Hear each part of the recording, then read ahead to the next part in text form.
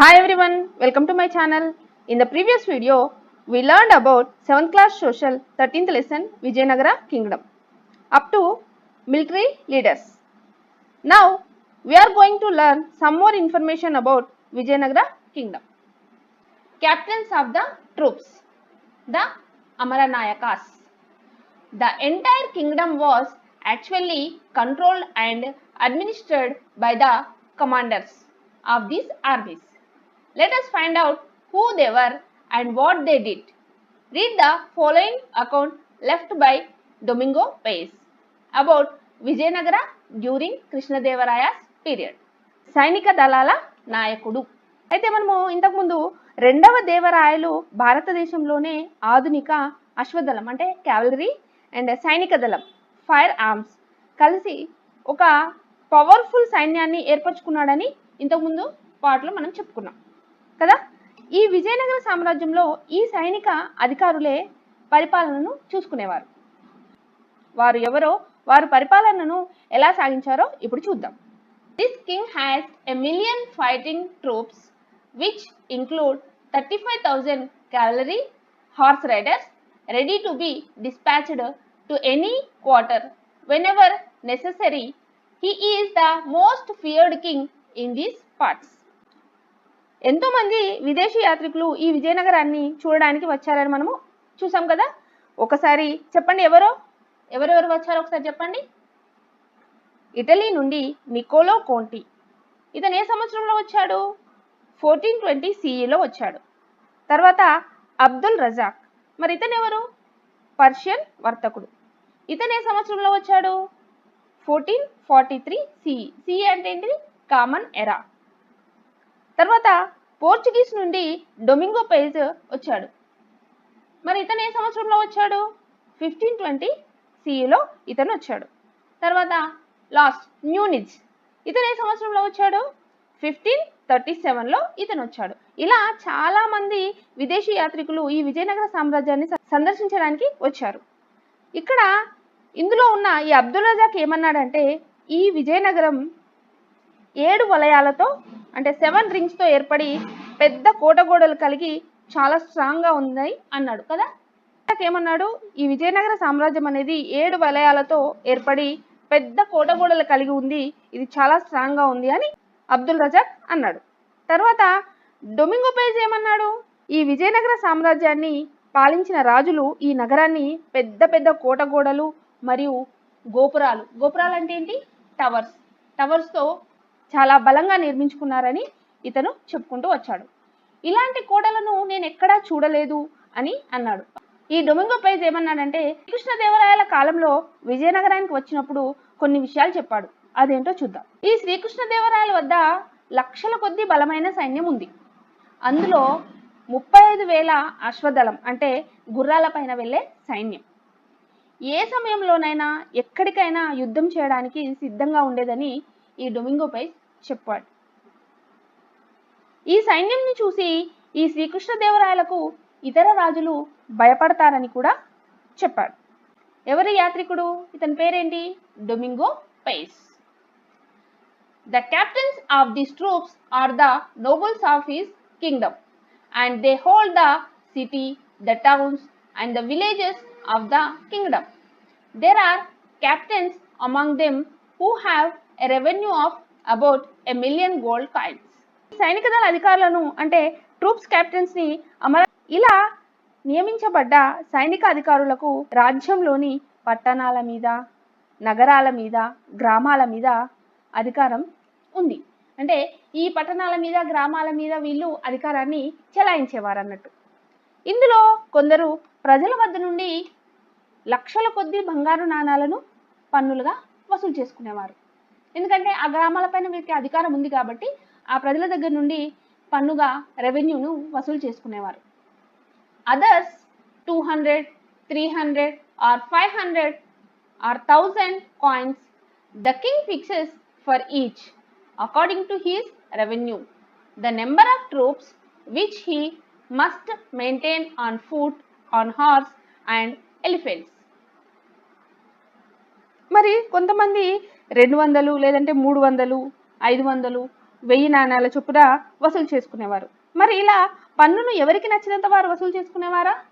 కాదు. వారి దగ్గర ఉన్న సైన్యమును బట్టి రాజు ఎంత అంటే అన్ని నాణాలను వసూలు చేయాలో నిర్ణయించేవారు. వారి దగ్గర ఉన్న సైన్యంను బట్టి రాజు ఎంత అంటే ఎన్ని నాణాలు వసూలు చేయాలో నిర్ణయించేవాడు. మరి ఇలా వసూలు చేసిన సొమ్మును ఈ సైనిక అధికారులు ఏం చేసేవారు? These troops are always ready for duty whenever and wherever they may have to go. Besides maintaining these troops, each captain has to make his annual payment to the king. ఇలా వసూలు చేసిన సొమ్మును ఈ సైనికాధికారులు ఏం చేసేవారంటే తమ దగ్గర ఉన్న సైన్యంను తర్వాత గుర్రాలను, ఏనుగులను రక్షించడానికి, వాటికి తిండి పెట్టడానికి ఈ రెవెన్యూను ఉపయోగించేవారు, ఈ నాణాలను ఉపయోగించేవారు. ఏ సమయంలోనైనా సరే యుద్ధం చేయడానికి రెడీగా ఉండేవారు. అంతేకాకుండా అలా వసూలు చేసిన పన్నుల నుండి రాజుకు సంవత్సరానికి ఇంత అని బహుమానాల రూపంలో అంటే గిఫ్ట్ల రూపంలో రాజుకు చెల్లించేవారు. Besides the troops supplied by the captains, the king has his own troops whom he pays. సైనిక దళాధిపతులు, అమరనాయకుల సైన్యమే కాకుండా రాజుకంటూ స్వంతగా ఒక సైన్యం ఎప్పుడూ రాజుతో ఉండేది. ఈ సైన్యానికి పూర్తి బాధ్యత రాజే వహించేవాడు. Answer the following questions. After reading the above passages carefully, why was Krishnadevaraya the most feared king? కృష్ణదేవరాయని చూసి అందరూ ఎందుకు భయపడేవారు? Who control the towns and villages of Vijayanagara empire? మరి విజయనగర ఎంపైర్లో ఎవరు టౌన్స్ని, విలేజెస్ని కంట్రోల్ చేసేవారు? Did all of them get equal income? నాయకులుగా ఉన్నారు కదా, వాళ్ళందరికీ ఈక్వల్గా ఇన్కమ్ వస్తుందా? What did the captains have to do for the king in return for these villages? వీళ్లకు రాజు కొన్ని గ్రామాలను ఇచ్చినందుకు వీళ్ళు రాజుకు రిటర్న్గా ఏమి ఇవ్వాలి? Did the king depend only on the troops sent by the captains? మరి రాజు ఓన్లీ ఈ కెప్టెన్స్ పంపించే సైన్యం పైనే ఆధారపడి ఉంటాడా? The captains mentioned here were the Nayakas. These Nayakas held Amara revenue assignments, that is, they were given charge of some villages and cities whose revenue they could collect and use. ఇక్కడ ఈ సైనిక దళాధిపతులను నాయకులుగా నియమించారని చెప్పుకున్నాం. వీరిని ఏమంటాము? అమర నాయకులని పిలుస్తారు. ఇలా నియమించిన అధికారులకు అమరం పైన ఆదాయం వసూలు చేసుకునే బాధ్యతను, అధికారాన్ని ఇస్తారు. మరి అమరం అంటే ఏమిటి? అమరం అంటే ఏంటంటే కొంత ప్రాంతాన్ని అంటే కొన్ని గ్రామాలు లేదా కొన్ని పట్టణాలను చూపించి దీనిపైన పన్ను వసూలు చేసుకునే బాధ్యత, అధికారం నీకే ఉంది అని చెప్పడం అన్నట్టు. అంటే కొంత ప్రాంతాన్ని అమరం అంటారు. ఆ అమరానికి నాయకులను వీళ్ళను అమర నాయకులు అని పిలుస్తారు.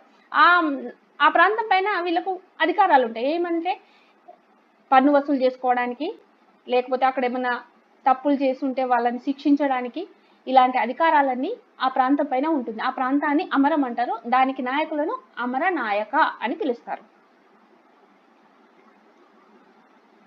ఈ ప్రాంతం పైన పన్ను వసూలు చేసి ఆ పన్నులను వాడుకోవడానికి, అలాగే సైనిక దళాలను అంటే సైన్యాన్ని పోషించే బాధ్యత కూడా ఈ నాయకులది.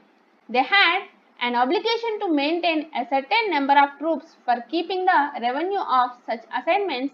They also administered the areas under their control. They had judicial powers too, the power to judge criminals and give punishments.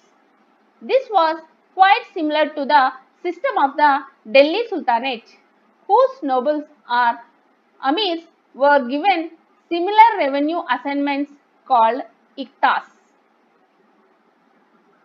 ఈ అమరం పైన వాళ్ళు వసూలు చేసే పన్నును వాళ్ళు సొంతంగా వాడుకోవడమే కాకుండా వారి దగ్గర ఉన్న సైనిక దళాలను పోషించే బాధ్యత కూడా ఈ నాయకులదే కదా.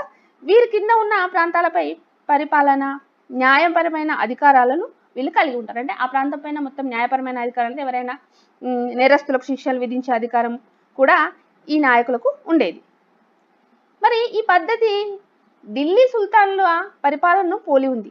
ఈ పద్ధతి అంటే ఇక్కడ ఇచ్చిన ఈ అమర నాయకుల పద్ధతి అనేది ఢిల్లీ సుల్తాన్ల పరిపాలనను పోలి ఉంది.